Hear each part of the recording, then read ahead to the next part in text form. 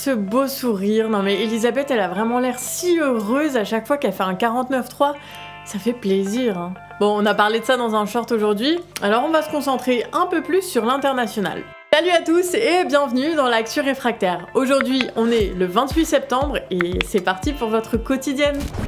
Alors on avait promis qu'on parlerait pas du discours de Macron, hein, mais comme Macron, on va trahir nos promesses 3 jours plus tard. Mais c'est juste pour parler du retrait des troupes françaises au Niger. Le président a annoncé retirer l'ambassadeur et les militaires français stationnés au Niger, mais d'ici quelques mois seulement. La nouvelle a réjoui les Nigériens qui l'ont célébré à plusieurs milliers près de la base militaire française. Le militant panafricaniste et anticolonial Kémy Séba, en déplacement à Niamey, a tout de même fait remarquer que Macron dit que l'armée française partira d'ici à la fin de l'année, comme si c'était à lui de décider quand est-ce que le colon devait plier bagage. Pour rappel, les troupes françaises, elles avaient pu être postées au Niger grâce au président Bazoum, qui est détenu depuis le coup d'État du 26 juillet 2023. Une prise de pouvoir des militaires soutenue par une partie de la population qui espère mettre fin à l'exploitation de leurs richesses par des multinationales étrangères, et notamment françaises.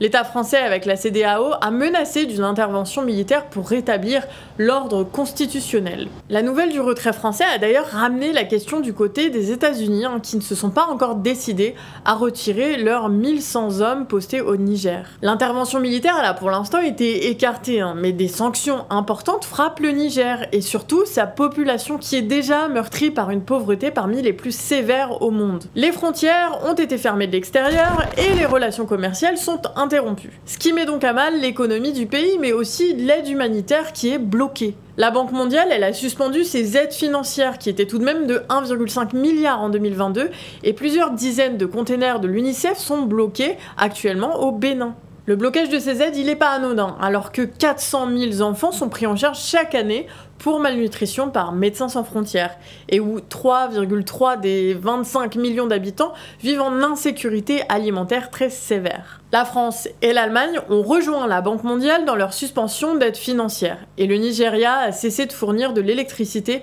alors qu'il fournit 70% des moyens du pays. Alors toutes ces sanctions, elles entraînent une hausse des prix des denrées alimentaires, alors que le blocage des frontières a conduit à ce que des denrées pourrissent à même les camions. Alors ça fait la part belle au marché noir et aux contrebandiers qui vont s'enrichir sur une population fragile.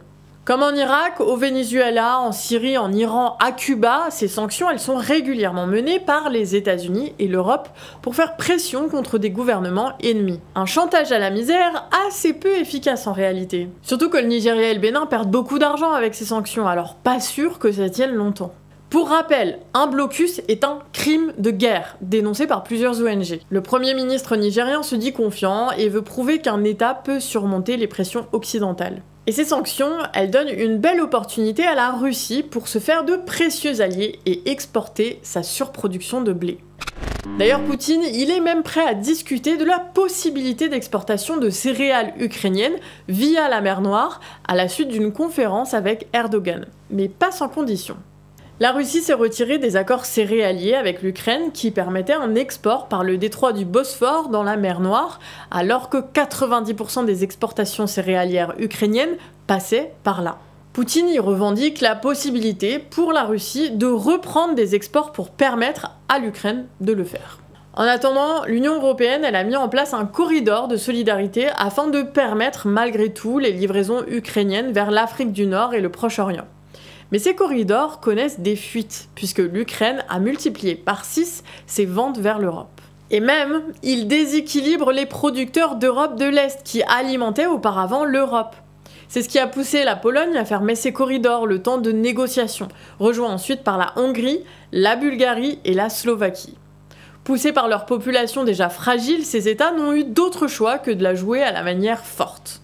Ces négociations, elles ont aussi mené au blocage des fuites en Europe de l'Est. L'Union européenne demandant seulement que les livraisons puissent se faire vers l'Afrique notamment, sans quoi le monde irait vers une crise alimentaire sans précédent.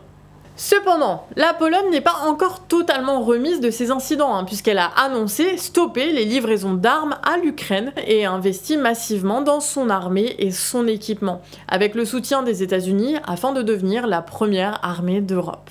Le porte-parole du gouvernement polonais a aussi annoncé qu'il souhaitait mettre fin à l'aide fournie aux millions de réfugiés ukrainiens présents sur le territoire. Mais malgré cela, l'Ukraine elle a quand même réussi à faire sortir plus de 17 000 tonnes de céréales de son port de Tchornomorsk sur la mer Noire en direction de l'Égypte.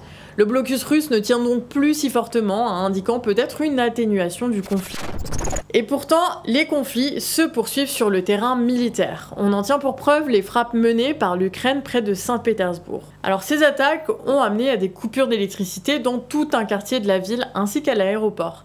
Des attaques de drones ont également touché un dépôt pétrolier proche de l'aéroport civil de Kursk et de l'aéroport militaire de Kalino. L'Ukraine reprend du terrain grâce à une production d'armement réimplantée directement sur son territoire en collaboration avec Washington. Le conflit se poursuit donc bien au-delà de ses limites géographiques, au détriment des populations, créant des pénuries d'eau, d'électricité, mais aussi de travail et de nourriture.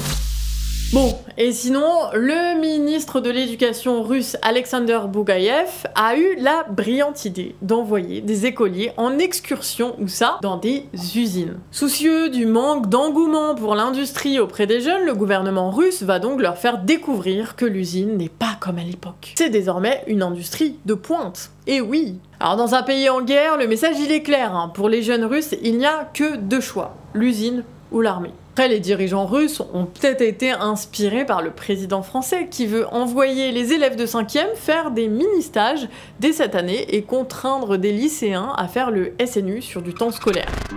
C'était Nina à la caméra, Déby et Ellie à l'écriture, Paul aux recherches et Johan au montage. Et toute cette équipe, elle vit de votre soutien. Alors partagez, commentez et abonnez-vous et surtout n'hésitez pas à nous soutenir sur Tipeee. Et puis passez une bonne soirée et à demain 18 h pour votre prochaine analyse critique de l'actu.